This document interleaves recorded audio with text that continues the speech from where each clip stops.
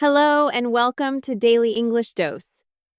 Today, I invite you to a poignant story that shows how challenging it can be to pursue dreams, but how hope and perseverance can create miracles. Have you ever felt caught between your passion and the struggle to make ends meet? Or have you found an unexpected helping hand just when you were about to give up? This story tells of a young man fighting for his art and his dreams in a big city, and how he rediscovered his lost hope while facing the harsh realities of life. If you are ready for an inspiring journey, let's begin. Our hero is Lucas, a talented painter in his mid-20s. Lucas had been passionately devoted to painting since childhood. His brushes and colors were his whole world. However, this passion wasn't enough to pay the bills in the big city. During the day, he worked as a barista in a cafe, and at night, he tried to paint in his small, run-down studio apartment. He was looking after his elderly and ill grandmother, Hazel. Her medications and rent were the biggest burden on Lucas's shoulders. He constantly received rejection letters from competitions he entered to showcase his art and from galleries he sent his work to. The art world was ruthless and closed off.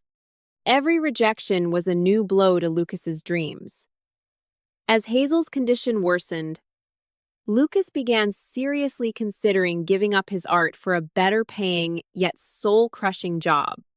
His most valuable piece, a portrait of his grandmother that he had spent months finishing, gave him hope, but also symbolized the dreams that held him captive. One autumn evening, Lucas returned to his studio with yet another rejection letter from a gallery. He crumpled the envelope and threw it into the trash. Hazel's coughs had worsened, and Lucas had spent his last remaining money on her medication. Rent day was approaching, and the refrigerator was empty. Lucas picked up his brushes, but his hand trembled. He looked at his grandmother's portrait. He had a responsibility towards her. Life's realities were heavier than artistic dreams. He pulled out his phone and decided to apply for a packing job at a warehouse he hated. Just as he was about to press apply, there was a knock at his door. Standing at the door was an elegant old woman with a face full of wrinkles but warm, smiling eyes. The woman introduced herself as Mrs. Isabel Vance and said she was Lucas's downstairs neighbor. She mentioned that she had heard Lucas working late at night for some time, sometimes heard melodies he hummed, and seen the light seeping from his window. She held a plate of freshly baked cookies. "I brought you some, my dear," she said. "You seem to be working very hard. How about a cup of coffee?"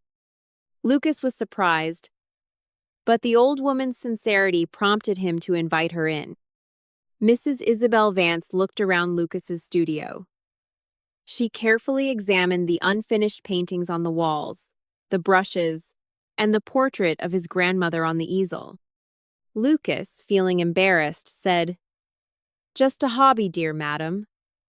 Nothing more." Mrs. Isabel Vance smiled. "No, my dear. This is not a hobby. This is talent. Especially that painting," she said, pointing to his grandmother's portrait. "There's soul in this painting." Lucas's eyes welled up. No one had ever approached his art like this before. Mrs. Isabel Vance sensed the difficulties Lucas was experiencing. As she left, she asked, "One day, will you paint a picture for me, Lucas?" Lucas nodded in surprise. "Of course, dear madam, whenever you wish." Days passed. Lucas had found some hope in Mrs. Isabel Vance's words, but the realities were still harsh. He hadn't paid the rent, and the landlord was making threats. Hazel's medication had run out. Just as he was called to start the warehouse job, Mrs. Isabel Vance knocked on his door again. She held an old wooden chest. This is a family heirloom from my grandfather. Something very special. Will you paint this for me, Lucas? In return, I will pay you well. Lucas couldn't believe his eyes. When he opened the chest, it contained a stack of old gold coins and a rare antique music box. This is very valuable, Mrs. Isabel Vance, he said. I can't deceive you. I can't accept this much money. Mrs.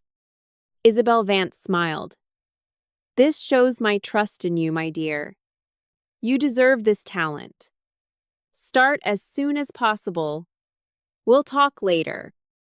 Lucas, filled with the excitement and anxiety of taking on such a big commission for the first time in his life, began painting Mrs. Isabel Vance's chest.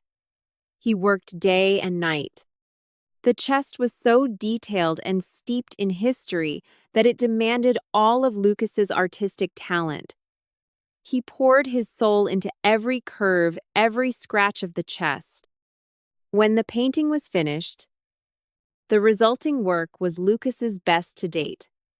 When Mrs. Isabel Vance saw the painting, her eyes filled with tears.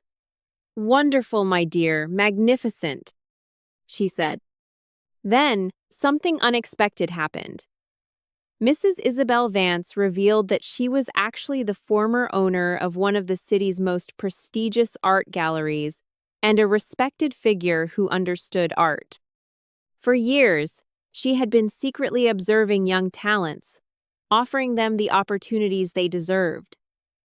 I saw your perseverance, your talent, and your heart, Lucas, she said. I didn't just want you to paint a picture for me. I wanted to open a door for you. Mrs. Isabel Vance took the painting of the chest, as well as Lucas's other works, and contacted one of the city's largest galleries. The gallery owner, trusting Mrs. Isabel Vance's recommendation, agreed to examine Lucas's work. A few days later, Lucas received a call from the gallery. They wanted to exhibit his works. Lucas couldn't believe it. Was this a dream? The opening night of the exhibition was a turning point in Lucas's life. The gallery hall was filled with Lucas's paintings. His grandmother's portrait stood proudly in the main corner. Mrs. Isabel Vance watched him from beside him, her eyes sparkling. Art critics were captivated by Lucas's works, praising the detail of the chest painting and the emotional depth in his grandmother's portrait. Many of his paintings sold, and even his grandmother's portrait found a buyer at a high price. Lucas earned enough money to cover all of Hazel's medical expenses, enable them to move to a better home, and even open his own small studio. Lucas hugged Mrs. Isabel Vance. Mrs. Isabel Vance, you changed my life, he said. The old woman smiled. No, my dear, you changed your own life. I was just someone who believed in you. Lucas was no longer a struggling barista, but a recognized and respected artist. He and his grandmother moved into a larger, brighter home. He opened his own small art studio and continued to create new works there. He never forgot the difficulties he had faced, and now he mentored young artists who were struggling just like him, inspiring them. Mrs. Isabel Vance remained a symbol of wisdom and hope in his life. In every brushstroke, in Hazel's healing coughs, and in Mrs. Isabel Vance's smiling eyes, Lucas saw the resilience of the human spirit, the power of unexpected kindness, and that dreams should never be abandoned. His worn brushes had now become a symbol of a bright future. This story teaches us 3 important lessons. 1. Never give up. No matter how impossible your dreams may seem, with perseverance and belief, you can overcome any obstacle. 2. Unexpected kindness. Even in life's most difficult moments, an unexpected act of kindness from strangers can change everything. 3. The power of belief. Never lose faith in yourself, your talent, and good people. Sometimes, all you need is for someone to believe in you. If you enjoyed this video, leave a like and don't forget to subscribe to the channel. Drop a comment below. I'd really love to hear what you think. Remember, consistent listening, confident speaking.